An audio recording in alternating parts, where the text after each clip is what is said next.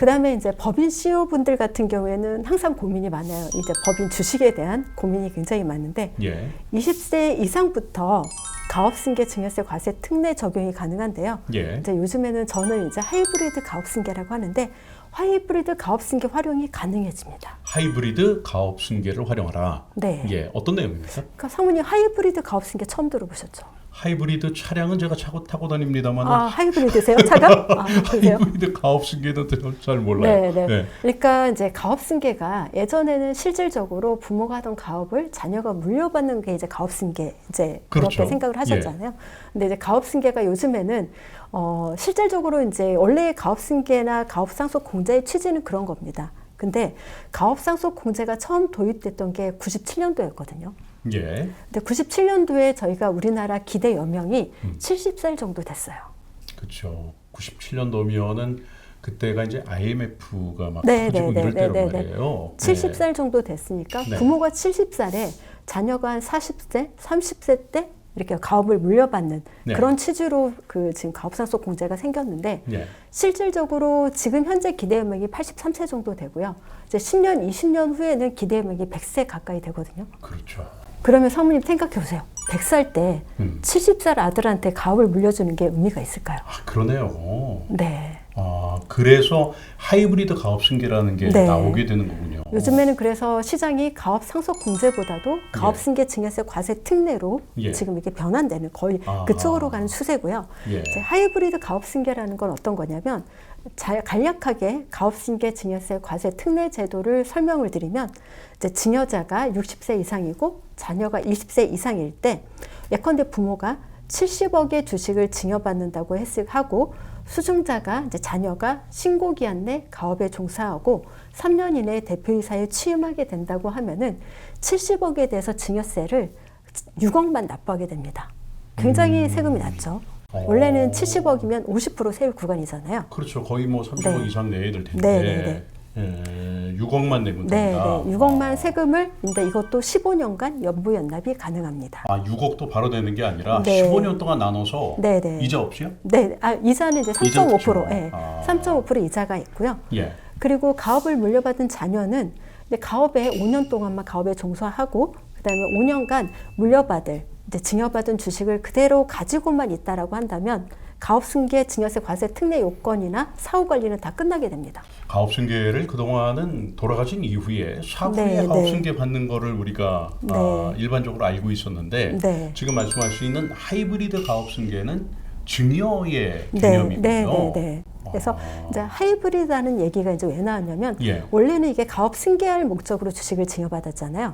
근데 최근에는 제가 말씀드린 것처럼 이제 100세 시대에 들어서면서 이 또 100세 시대에 그가 더불어 이 산업 사이클이 워낙에 이제 많이 변경이 되잖아요. 그러니까 내가 하는 이 가업이 30년 후에도 존재할 거라는 거에 대해서 대표님들이 퀘스천 마크를 갖는 경우들이 많거든요. 그렇죠. 왜냐하면 지금 인구 오너스 형상이라던가 이런 것들 때문에 이제 그런 형상들이 많은데 최근에는 이제 중소기업 주식들, 기술력이 좋은 중소기업 주식이라든가 이런 경우에는 M&A를 통해서 주식을 사거나 아니면 최근에 이제 좀 현명한 대표님들 같은 경우에는 내 법인이 현재는 흑자이지만 한 20년, 30년 후에는 이게 이제 이 산업이 사양 산업이 될 것 같다라고 할 경우에는 이제 청산을 실질적으로 많이 고려를 하거든요. 근데 이제 자녀가 부모로부터 예컨대 70억 주식을 증여받았다가 가업승계로 우리 법인이 70억에 팔았다, 주식을 팔았다라던가 아니면 청산을 했는데 자산 가치가 70억이다. 이렇게 될 때는 자녀가 70억에 증여받은 70억 주식 취득 가격이 그대로 인정이 되기 때문에 70억이 그대로 자녀 통장에 꽂히는 그런 효과가 있습니다. 그래서 여기가 하이브리드가 발생하기 때문에 하이브리드 가업승계라고 말씀을 드린 겁니다. 이 하이브리드 가업승계 관련해서는 나중에 한번 좀 따로 좀 다뤄봤으면 좋겠다는 그런 생각을 일단 갖고요. 지금 20대 자녀의 증여세 절세 전략 이야기를 나누고 있는데 또 한 가지가 더 있죠? 형님 5억까지 세금이 없다라고 증여세가 없다라고 한다면 엄청나게 큰 거죠. 5억이면은 뭐 엄청 큰 거죠. 그렇죠. 5천만 원 정도로 알고 있는데 5억이 가능한 거예요? 이제 가능한 경우가 있는데요. 요즘에 자녀들 같은 경우에는 이제 그 취업난이 좀 굉장히 심하잖아요. 그래서 좀 창업을 고려하는 경우가 많거든요. 근데 자녀가 창업을 목적으로 부모님으로부터 자금을 만약에 예컨대 5억을 증여받고 그다음에 정부에서 권장하는 그런 업종을 창업을 할 경우에는 5억 원까지는 세금이 없고 그다음에 50억을 한도로 그러니까 100억인지 한도를 적용받는 경우도 있지만 이제 50억을 한도로 그 45억에 대해서는 10% 세율만 적용돼서 4억 5천으로 증여받을 수 있는 창업자금에 대한 증여세 과세 특례가 20세 이상부터는 가능합니다. 창업과 관련돼 있는 것들은 뭐 정부에서 이렇게 지원하는 것들이 있는 거는 알고 있는데 자녀가 창업을 할 때 증여세 과세 특례가 있다. 그것도 5억 원까지는 아예 세금이 없고 50억의 한도로 10%만 5억을 제외한 10%만 과세가 된다.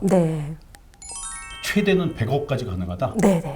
이것도 대단한 이제 고용 창출 인원이 많은 경우에는 100억까지 가능하고요.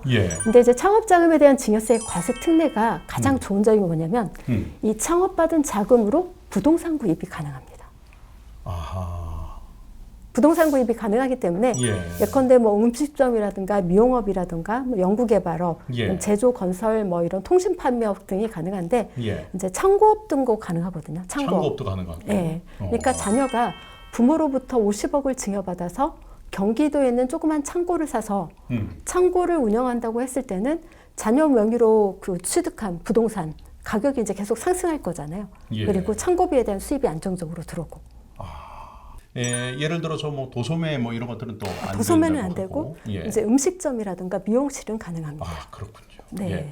알겠습니다. 20대 자녀가 아까 본 게임이라고 말씀하셨어요. 그래서 본격적으로 증여를 하는 이제 이 연령대라고 보고 그래서 오늘은 조금 그 내용이 좀 많았습니다. 하지만 이런 내용들을 잘 숙지하면 20대 자녀들에게 증여를 하게 될 때 얼마큼 증여세를 절세하면서 잘 물려줄 수 있는 것에 대해서 우리가 잘 알아봤습니다. 오늘 20대까지는 마무리했는데 다음 시간에는 또 어떤 이야기들이 나올까요? 이제 지금 연령별 증여 전략을 살펴봤다면 이제 같은 연령이라고 하더라도 자녀 상황이 다를 수가 있거든요. 예컨대 뭐 이벤트가 있을 수가 있잖아요. 결혼 이벤트가 있다라든가 이럴 경우에는 또 증여 전략이 달라야 되기 때문에 이제 다음 시간으로 수중자 나이별 증여 전략에 이어서 다음 편에서는 수중자 상황별 증여 전략을 소개해 드리도록 하겠습니다.